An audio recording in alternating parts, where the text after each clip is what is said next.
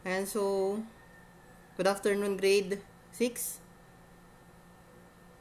Good afternoon, sir.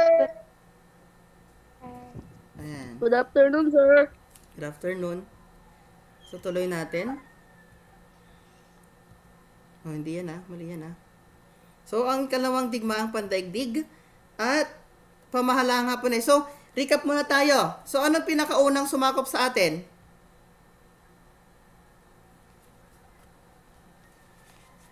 Ano yung mga pinakaunang sumakop sa atin? Hapuler. Oh, pinakauna. Hapuler. Pinakauna muna. Kastila. Kastila, sinundan ng Hapones. Hapones ka agad. Kastila, Amerikano. sinundan ng Amerikano. At pangatlo na itong mga Hapones, di ba? So, ayan. So, sa pagsiklab ng digmaan, so isa si sinasabing dahilan ng pagsiklab ng digmaan ay ang magkasalungat na ideolohiya, demokrasya at totalitarianismo. Bukod dito ay ang pagnanais ni Adolf Hitler na sukupin ang buong bansa. So, kilala niyo ba yan si Hitler? Familiar? Familiar ba si Hitler? Ayan, so gusto niya daw sakupin ang buong mundo. Ayan, so pagkakabuo ng Axis power at paglungsad ng Blitzkrieg. Ang hirap basahin. Blitzkrieg sa Poland. Ayan, so nagsama-sama ang mga bansang Italia, Alemanya at Hapon upang buuin ang Axis power. So, ibig sabihin nito, hinahati-hati nila ang mga kontinente sa buong mundo. So, Alemanya, sa pamumuno ni Hitler, ay sasakupin ang buong Europa. Samantalang, ang Italia ay Africa at Timog Amerika, sa pamumuno ni Benito Mussolini. Ayan. At Hapon naman, sa buong Asia, sa pamumuno ni Emperor Hirohito. Ayan. Hirohito. Ayan. Ayan. So kapag ayan, so merong tatlo na bumubuo sa Axis powers. Una diyan ay ang Italia na pinamumunuan ni sino? Ang namumuno sa Italia? Benito Mussolini. Sa Alemanya naman, pinamumunuan naman ito ni Hitler. At sa Hapon naman, pinamumunuan ito ni Emperor Hirap ng pangalan. basta. Hirohito. May hito daw. Ayan. So, kapag naisagawa na nila ang planong ito, sabay-sabay nilang lulusubin at pababagsakin ang Amerika. So, sinong namumuno pa lang sa Pilipinas dyan? Commonly, Amerikano. Di ba? Kasi sila yung namumuno pa lang dito sa bansa. At hindi pa natin talaga kontrolado ang pamahalaan natin or ang bansa natin. Kasi, ano pa lang yung nailimbag na komisyon? Ano pala yung pamahalaan na nailimbag? Yan ay ang pamahalaang pamahalaang ano yung pamahalaan na itatag pa lang dyan? Na pinamumunuan ni Osmeña, tama ba?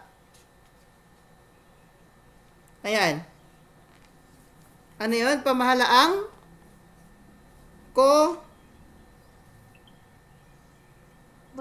Commonwealth. Ayan.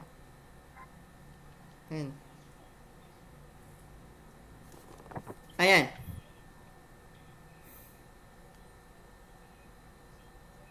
So, kaagad naglunsad ng isang lightning war o Blitzkrieg. Ang hirap basahin. Basta lugar yan. Blitzkrieg.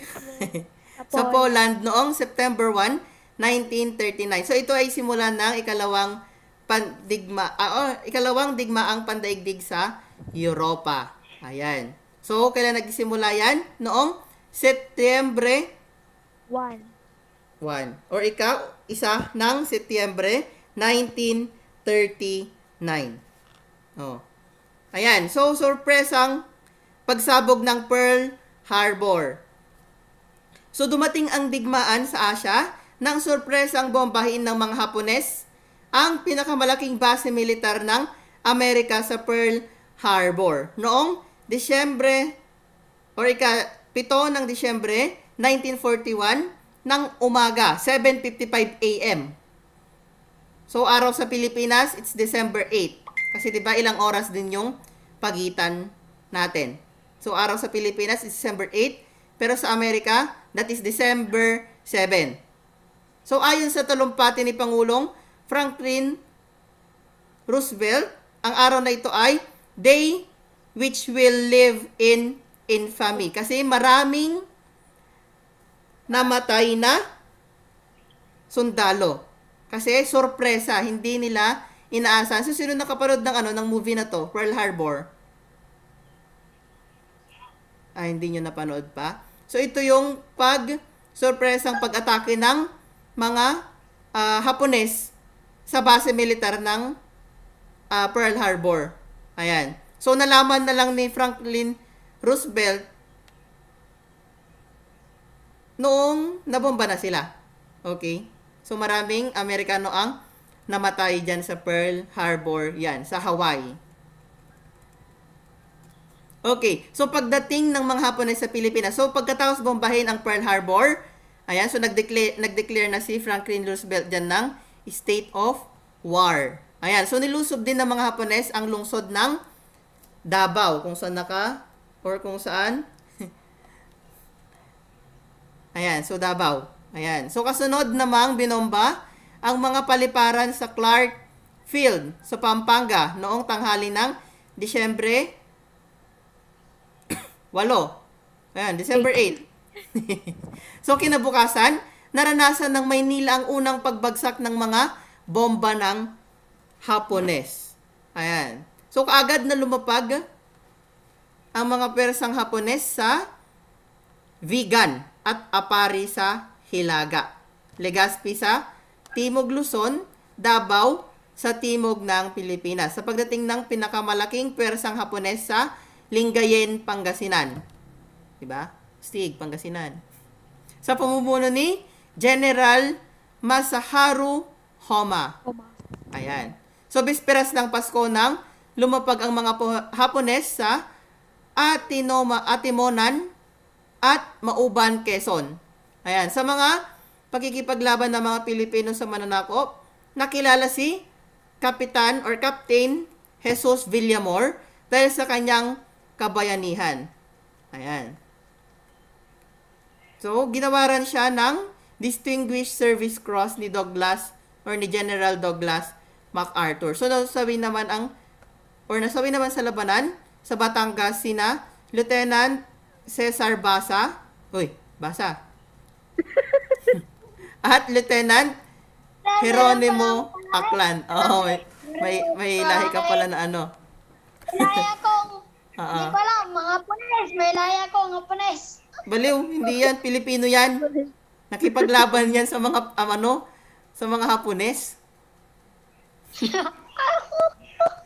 Okay. So, pagdeklara sa Maynila bilang open city. So, pinakamalungkot ang Pasko sa mga panahong ito. Kasi nga dito yung nagsimula yung digmaan, di ba? So, walang mga awiting pamasko. O, di ba? Parang ngayon lang. walang masyadong celebration ngayon, di ba? Nung yung nangyari sa atin kasi dahil sa pandemic, ang daming restrictions, ang daming bawal. Ayan. So, di ba? Parang ganito rin yung naramdaman nila noon. So, walang palitan ng mga regalo at sa halip ay mga bomba ang inilalaglag ng mga Hapones. So, biruin nyo yun, no? Tatago na lang siguro tayo pag naganap sa taon natin to ngayon. So, hindi nagdaos ng Misa de Gallo ang simbahan at noong bisperas ng Pasko, lumikas sina Pangulong Quezon at ang kanyang pamilya at ang mga gabinete sa Corregidor. So, araw ng Pasko, walang tigil na paghulog ng mga bomba ng Hapones sa Maynila at pinasabog nila ang tren patungong Laguna.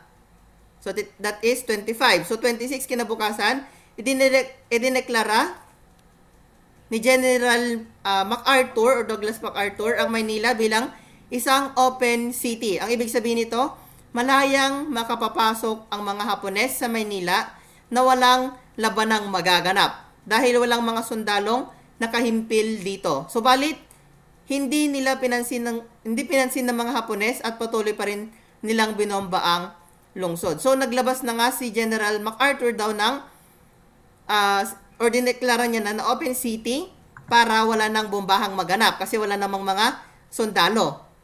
Okay? Pero ang nangyari, hindi nila pinansin ng mga Hapones kaya patuloy pa rin nilang binomba ang Maynila. So, hindi ko alam kung ano kayang itsura ng Maynila noon, di ba? Ayan. So, puro bomba. Di ba? Happy New Year, ganun. Happy New Year. Puro bomba yung pinapasabog nila noon. Ayan. So, lahat ng persang United States Armed Forces in the Far East, I should say, ay pinagsama-sama sa Bataan at Corregidor. So, nagdala ng isang mensahe si Pangulong Roosevelt sa mga Pilipino na may babalik ang kaayusan at kapayapaan sa bansa. So, dilipas ang mga araw, Enero 2, 1941, nang sakupin ng mga Hapones ang Maynila nang walang kahirap-hirap. Hirap. So, sinalubong sila ng ilang opisyal ng pamahalaan sa pamumuno ni Alkalde ng Maynila na si George Vargas. So, ginawa nila ito ayon na rin sa kautusan ni Quezon na sundin ang mga Hapones at gawin lahat ng kanilang makakaya para hindi mapahamak ang mga Pilipino. So, ba't ka ba lalaban kung talagang alam mo naman na hindi na kaya ng Pilipino, di ba? So, hindi na sila lumaban. So, pagbagsak ng Bataan at Corregidor, so, di ba, nagtipon-tipon ang mga sundalo or yung sa may USAFE, di ba? United States Armed Forces of the Far East. Ayan. Sa Corregidor at Bataan. So, ang nangyari, nagsimulang maganap ang labanan sa Bataan sa unang bahagi ng Enero 1942. So, buong tapang na nilabanan ng pinagsanid na persang Amerikano at Pilipino ang mga Hapones. Subalit sa bandang huli, nawalan na rin sila ng pag-asa or nawalan na rin ng pag-asa ang karamihan dahil walang dumadating na tulong mula sa Amerika at lumalaki na rin ang kakulangan sa pagkain, gamot at ibang kagamitan. So, pwede niyong tanongin yung mga lolo't lola nyo dito. Ayan, yung mga nag-age ng 42, 40, 50, 60, 70, 80, 90, 100. Mga nasa 80 plus na na mga lolo't lola nyo. Ayan, pwede nyo silang tanungin tungkol dito. So, inilikas ni Pangulong Quezon kasama ang kanyang pamilya at gabinete sa Corregidor patungong Mindanao. So, isinakay sila sa isang submarine na sword ship. So, sword ship yung pangalan. Swordfish for short ship. Swordfish. So, patungong Australia at doon ay dinala sila sa Washington, D.C. So, isang buwan ang nakalipas.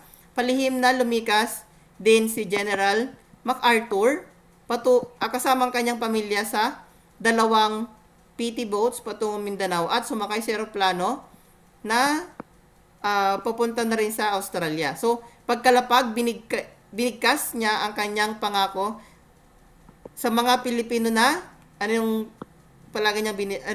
kadalasan nating narinig na binigkas niya? I shall return. I shall return. Ayan yung sinabi niya sa Lingayen Gulf noon. Doon sa Lingayen. Ayan yung sinabi niya, I shall return. I shall return. Ganun. Ayan. So, sinabi niya ni Douglas MacArthur. Arthur. Ayan. So, inihabilin ang pamumuno sa Bataan kay General Edward King at Corregidor naman kay Lieutenant General Jonathan Wainwright. So dahil sa labis na kakulangan sa pagkain, armas, napilitang sumuko ang mga Persang Yusafe sa Bataan noong April 9, 1942. So pagkatapos ito, sa pilitang pinagmarcha ang halos 36,000 Amerikano at Pilipino sundalo mula Maribeles, Bataan patungo San Fernando, Pampanga. So ito yung tinatawag nila dati na Death March. So hirap at pumatay sa libo-libong mga sundalong Pilipino at Amerikano. So pagdating sa San Fernando, isinakay sila sa tren patungong Camp O'Donnell sa Capas, Tarlac. Ayan. So dahil bumagsak na ang Bataan sa kamay ng mga Hapones, hindi pa rin nawala ng pag-asa ang mga Persa sa Corregidor. Ayan. So dahil sa kasalukuyan din ng mga kagamitan or kakulangan, naisipan na General Wainwright na sumuko na lamang upang maiwasan ang pagkamatay ng maraming sundalo. So mahigit 12,000 na sundalo ang sumuko sa mga Hapones noong May 6, 1942. So sa isang panayam sa radyo, pinilit ni General Wainwright na himukin ang lahat ng mga sundalo na sumuko na sa mga Hapones. So sa pangyayari ito, nagtapos ang digmaan sa Pilipino, subalit may mga mangilan-ngilan na nagpatuloy ng pakikipaglaban gamit ang taktikang guerrilla. Alam niyo yung pag sinabing guerrilla? An idea sa guerrilla? May mga mahilig sa sundalo dyan. Guerrilla? Narinig niyo pa yung guerrilla? Ano? Guerrilla? No. Guerrilla. Guerrilla. Pag sinabing guerrilla, sila yung nasa bundok-bundok. Okay? Ayan. So, sila yung mga guerrilla.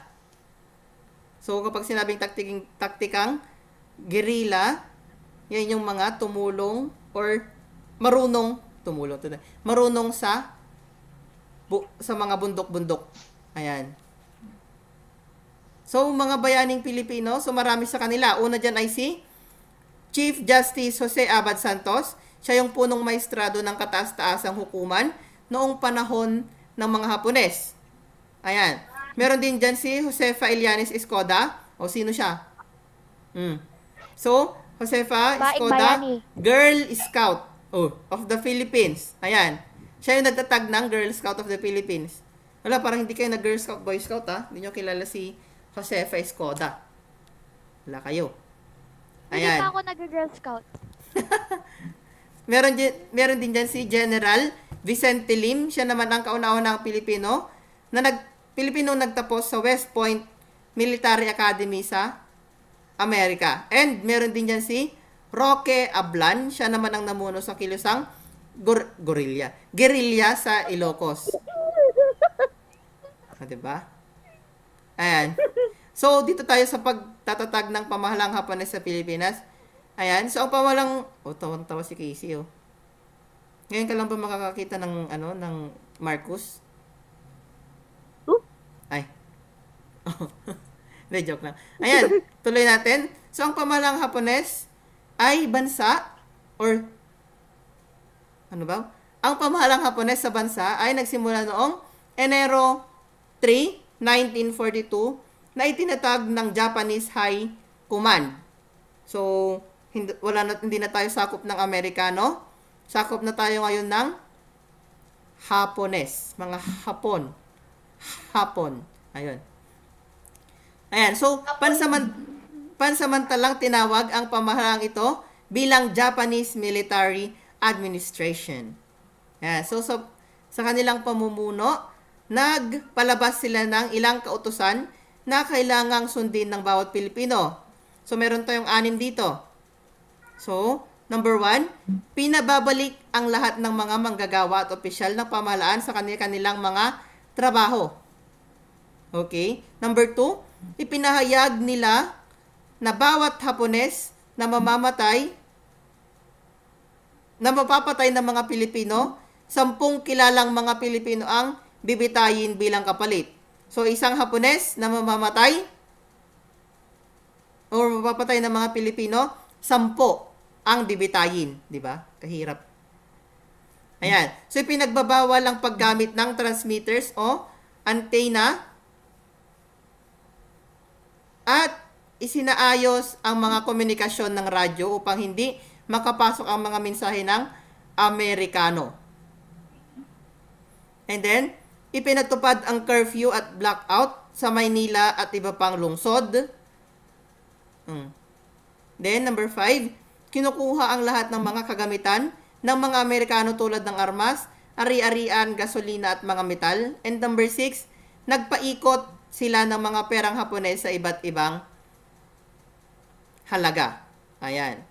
So, yun yung 6 na kautusan na dapat sundin ng mga Pilipino. So, isang Hapones laban sa 10 bibitayin na Pilipino. So, komisyong tagapagpaganap. So, ang Philippine Executive Commission o komisyong tagapagpaganap ay isang pamahalaang sibil na sunod-sunuran sa Hapones. So, itinatag ito sa Maynila ng Japanese Military Academy at Administration at pinamunuan nila George B. Vargas bilang pinuno at 6 na Pilipinong bumubuo sa gabinete. So, andyan yung mga 6 na yan. So, meron tayong si Benigno Aquino Sr., Antonio de las Alas, Jose P. Laurel, Rafael Alunan, Claro M. Recto, and si Quintin Paredes. So, para naman sa kataas-taasang hukuman, humalili si Jose Yulo bilang punong maestrado. So, pagkatatag ng ikalawang Republika ng Pilipinas, ito yung Republikang Puppet. Ayan. So, pag sinabi nating puppet, yan yung sunod-sunuran lamang, di ba? Kung ano yung sinabi, yun lang yung gagawin niya. Di ba yung puppet na gano'n-gano'n? Ibubuka mo, bubuka din, gano'n.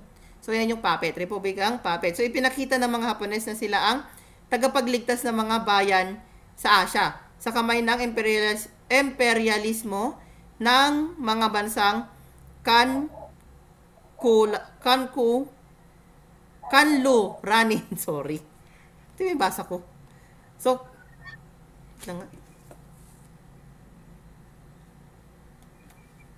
mahirap na. Ayan. So, kanilang ipinahayag na ang kanilang pagkikidigma ay dahil sa kanilang programang Greater East Asia Co-Prosperity Sphere. Ayan, so sa ilalim ng kanilang pamumuno lamang, mararanasan na matatamasa ang kaligayahan at kasaganahan ng mga Asyano. So, sa isang talumpati sa sesyon ng Imperial Diet 1, ipinahayag at ipinangako ni Premier Hideki Toho siguro, ang kalayaan ng Pilipinas noong Enero 21, 1942. So, noong May 6, 1943, nagtungo si Toho sa Maynila upang magmasid kung maaari na bang bigyan ng kalayaan ang mga Pilipino. So, isang buwan ang nakalipas, binanggit niya sa parlamento na karapat-dapat na ang bansa sa pagsasa. Napuputol-putol kayo. Really? Napuputol-putol kayo. Hindi kaya. Hindi naman. Baka yung internet mo. Pan sa akin. So, nag-utos ang pamahalaan sa Tokyo na buuin ang Preparatory Commission ng Philippine Independence or PCPI. So, pinangunahan ito ni Jose P. Laurel. Ayan. At 19 na membro kasama sina dating Pangulong Aguinaldo, si Vargas, Aquino at iba pa. So, noong Setyembre 4, 1943, nilagdaan sa harap ng maraming tao ang bagong saligang batas ng Pilipinas. So, 3 araw ang nakalipas, pinagtibay agad ito ng malaking pagpupulong ng Kalibapi. Ayan, Kalibapi. Kapisanan ng paglilingkod sa bagong Pilipinas. O take note of that, Kalibapi. Ayan, so isinulat ang saligang batas ng 1943 sa 2 wika, so Ingles at Tagalog. At meron itong preambulo at 12 na artikulo. Ayan. So, ang mga nilalaman ng saligang batas ang bansa ay isang republika at may pagkakahiwa-hiwalay ng kapangyarihan. So, meron tayong tagapagpaganap, tagapagbatas, at tagapaghukom. So, isa pa dyan ay ito ay pansamantala lamang at epektibo lamang ito habang may nagaganap na digmaan. Then, ang kapangyarihang tagapagpaganap ay nasa Pangulo ng bansa. Ito pa rin naman yung sinusunod natin ngayon. At inalalayan ng mga kalihim ng kagawaran. So, walang tanggapang itinatag para sa pangalawang Pangulo. So, wala yung Vice President. So, ang kapangyarihang tagapagbatas ay nasa pambansang asembleya na may iisang kapulungan. Ang ang kapangyarihang tagahukom ay nasa kataas-taasang hukuman at ibang hukuman na nilikha ng batas. Then, Tagalog ang pambansang wika ng Pilipinas. Ayan. Then, sa loob ng 1 taon bago matapos ang digmaan, ang taong bayan ay maghahalal ng mga delegado para sa isang kumbensyong konstitusyonal na gagawa ng permanenteng saligang batas ng Republika ng Pilipinas. Ayan. So, pinasinayaan ang Republika sa Maynila noong April tuloy. Saan yung binasa kong April? October 14, 1943 at nanumpa si Dr. Jose P. Laurel bilang Pangulo ng Republika. Ayan. So, sino na yung president natin during this time? So, pinangunahan ni Aguinaldo. Pangalawa sino yung pangalawang presidente? Bonifacio. Ano Bonifacio? Layo mo na Diba unang president? Si Quezon. So, sinundan naman ni Laurel. Siya na ngayon ang Pangulo ng Republika. Okay. So, siya ang inihalal na Pangulo ng Pambansang Asembleya na pinangungunahan ni Speaker Benigno Aquino Sr. Okay. Ito ba si Ninoy? Ayun. So, para suportahan ng mga Pilipino ang nasabing republika, pinayagan ng mga Hapones na iwagayway ang bandila ng Pilipinas at tugtugin ang ating pambansang awit. Ayan. So kabila ng mga paghihikayat ng mga mananakop, hindi pinansin ng mga Pilipino ang bagong republika dahil alam ng marami na ito ay isang hudyat or huwad at papit na pamahalaan lamang.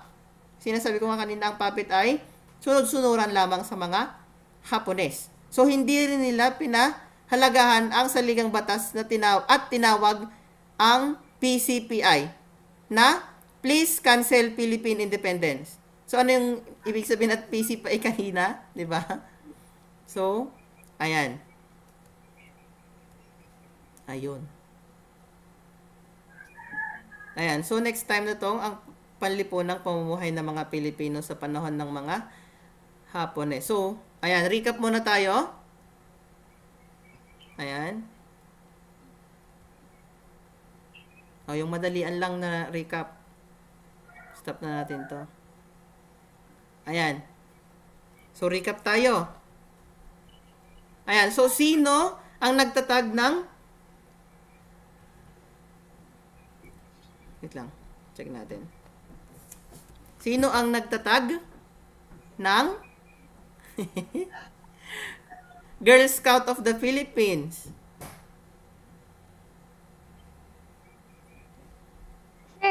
Sino? Casey?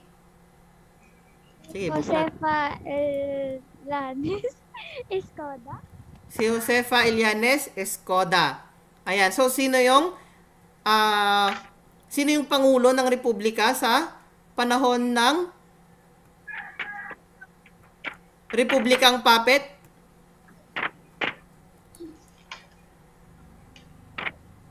Sino yung Pangulo sa Republikang Puppet? Or ikalawang Republika ng Pilipinas? May hindi ko masagot. Sino yon? Arlis? Andiyan ka pa? Angela. Kayo dyan. Yes, sir. Sino?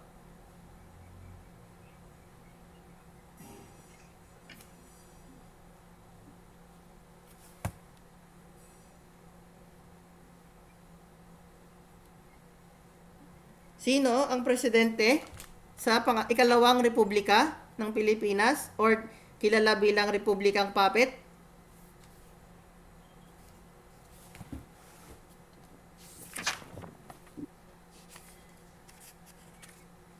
Hala.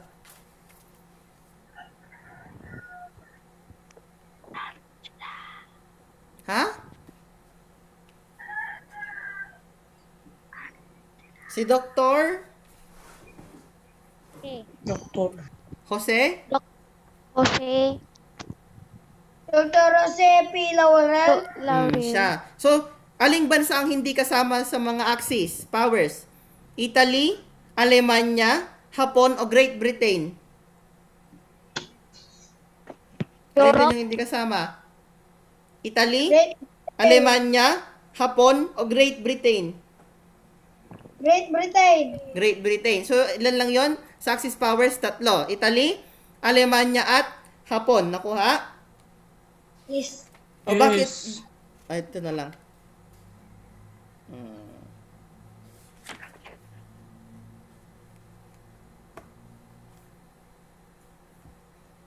Oh.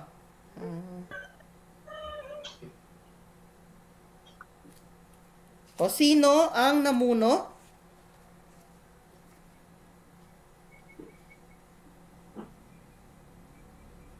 Hindi, ito na lang.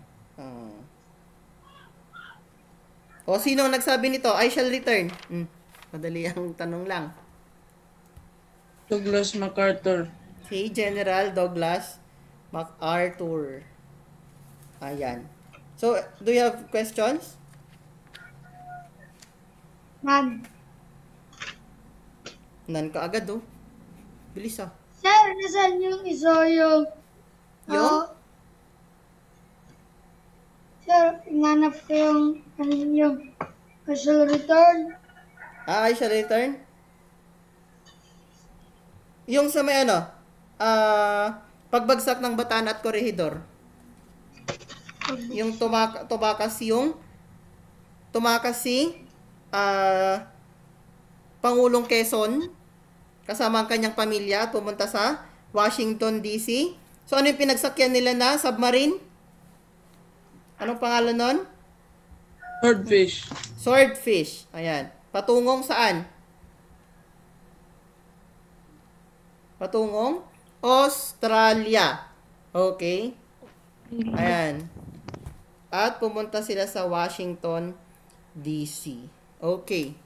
So, that's it for today. Sir, Ayan. So, nag-off na yung iba. Yes? sir, i-end nyo pa to? Yes. 1 minute na lang. Okay, so goodbye everyone. Next week na lang ulit. Finish your worksheet. Drawing lang yun. Kahit anong drawing lang yun. Okay? So, rebulto, parang rebulto. Bahala na kayo. Okay, so... Tapos na. Okay, so that's it. Have a Bye-bye! nice... Arlays! Arlays! Nice. Pero yung